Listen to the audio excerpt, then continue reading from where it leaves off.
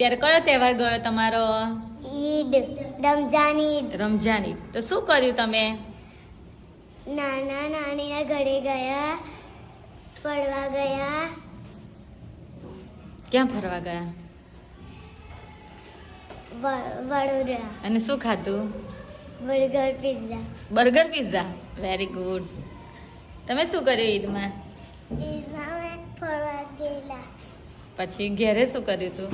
ઘરે પછી ખાધું, પછી હોઈ ગયા. ખાધું પછી હોઈ ગયા. ફરવા કઈ ગયા તા?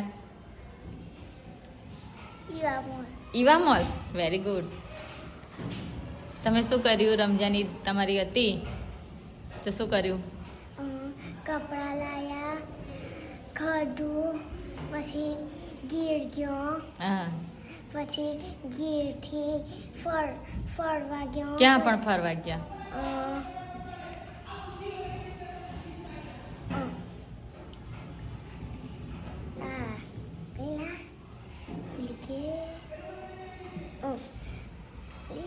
સારું યાદ કરીને કહેજો. ચાલ આલિસાબેન, તમે શું કર્યું? અમે ઈદ વખતે બધાને ઈદ મુબારક કીધું. અમે બધાએ ઈદી દીધી, ફરવા ગયો, બરફ ખાવા ગયો. Very good. ચાલો જૈનબેન, તમે શું કર્યું? બધાને ઈદ મુબારક કરી, બધા ઈદ આપી. અમે કાલે રાતે હોટલ પર ગયો તો પછી શાક રોટી ખાધી હતી, પછી ચમટીક મેં રહી માતા, પછી ઘેર આવ્યો બરફ ખાધો. હે, વેરી ગુડ. બધાને ઈદ કરી, બધાને ઈદ આપી, ફરવા ગયા તો. Very good. કેવી રીતે બધા એકબીજાને ઈદી આપી બતાવો તો? કેવી રીતે બધા એકબીજાને? આવી રીતે ને પછી આમ ગળે મળ્યા તા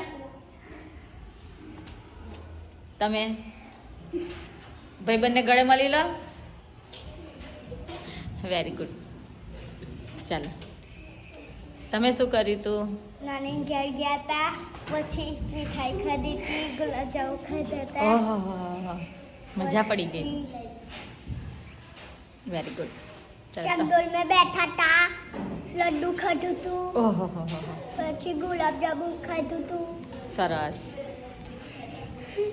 ઈવા મોલ્યા હતા, તઈ મીઠાઈ ખાધી, પછી તઈ ગુલાબજામુન ખાધું, પિઝા, બર્ગર ખાધું. ઓહો, નાની ઘેર ગયા હતા, આઈસ્ક્રીમ ખાધી.